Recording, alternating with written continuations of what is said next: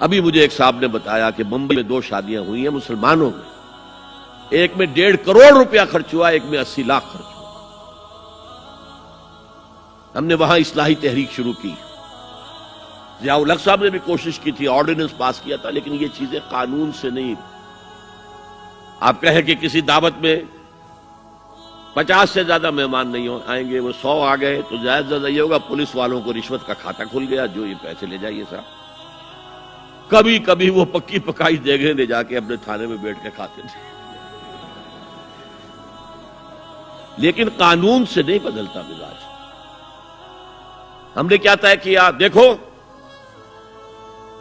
یہ ہے چٹان کی بنیاد۔ آپ کو بڑی اونچی بلڈنگ بنانی ہو تو دیکھنا پڑتا ہے چٹان نیچے بنیاد زمین کیسی ہے۔ تو بنیاد کیا ہے؟ آپ سادگی کرو، سادگی کرو، سادگی کرو، یہ واسطہ بے معنی ہے بالکل، اس لیے کہ غریب کی سادگی کچھ اور ہے، امیر کی سادگی کچھ اور ہے، سادگی کے ایک معنی تو نہیں ہے۔ لہذا کوئی جو ہے راک فاؤنڈیشن وہ تلاش کی جائے، وہ ہم نے کی تلاش۔ جو تقریب حضور سے صحابہ سے ثابت ہے ضرور کرو، ضرور کرو، ضرور کرو۔ عضوا علیہا بالنواجذ، اپنے دانتوں سے پکڑ لو اس کو۔ اور جو تقریب ثابت نہیں حضور سے اور صحابہ سے، یقیناً یہ کہیں باہر سے آئی ہے۔ یا تو ہمارا خاندانی پس منظر جو ہے، اکثر تو ہندوؤں سے مسلمان ہوئے، وہ سادات ہوں، صدیقی ہوں، فاروقی ہوں، عثمانی ہوں، وہی ہیں نا جو باہر سے آئے تھے، باقی تو اکثریت یہیں سے۔ وہ اپنا ہندوانہ پس منظر لے کر آئے، تو جس کا ثبوت صحابہ کے دور میں نہیں وہ یقیناً باہر سے آئی ہوئی چیز ہے۔ اس میں پھر سادگی نہیں، اس میں کمی نہیں، جڑ سے کاٹو اس کو۔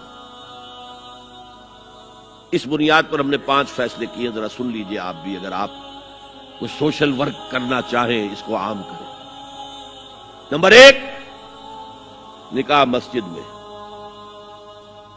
حدیث موجود ہے، ترمذی شریف کی روایت، اعلنوا ھذا النکاح واجعلوہ فی المساجد، نکاح کا اعلان عام کیا کرو، مسجدوں میں منعقد کیا کرو۔ میں حیران ہوتا ہوں کیوں نہیں علماء کرام نے اس کی طرف توجہ دلائی۔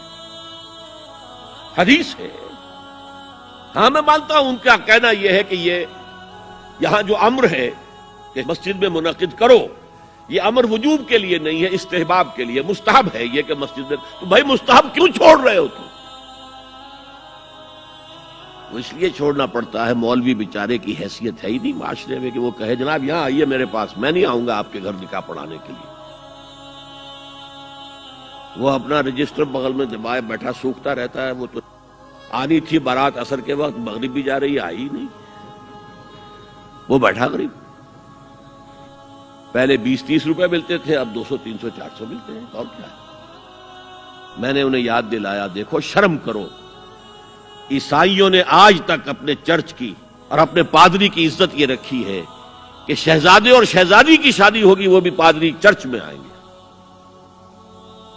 شہزادے کی شادی ہو رہی ہے تو جو ان کی پارلیمنٹ کے ساتھ ہے چرچ، وہاں شادی ہوگی، وہاں پردہ نہیں ہے، لڑکا لڑکی دونوں آمنے سامنے کھڑے ہو کر قول و قرار کریں گے۔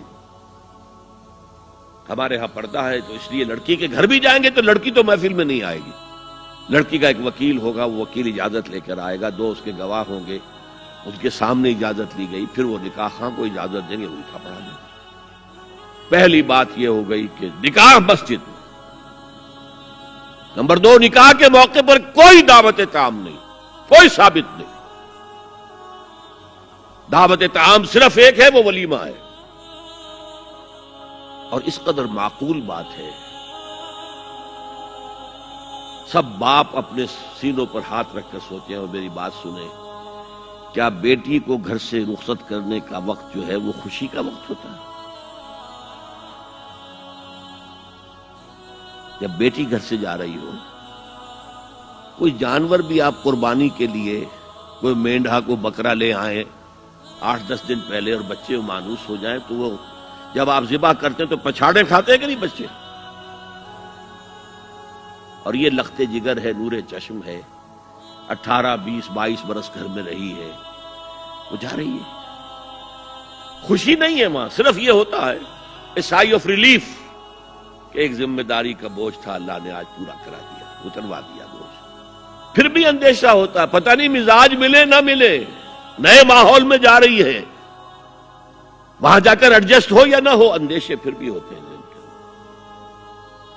تو ان سے مرغ پلاؤ کھانا اور متنجن کھانا کوئی معقول بات نہیں. معقول بات کیا ہے؟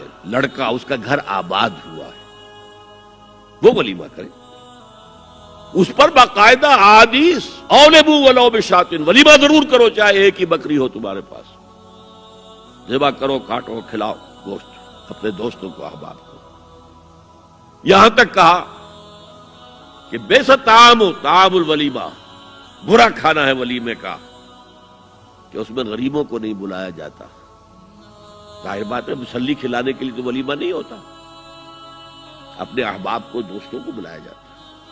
پھر بھی میں تم سے کہتا ہوں کہ جسے ولیمے کے لیے بلایا جائے وہ اگر نہیں جائے گا تو اللہ اور اس کے رسول کے حکم کی نافرمانی کرے. يا رب فاجمعني بكل الصحب والأحباب واكتب لنا أن ندخل الجنات بالريان.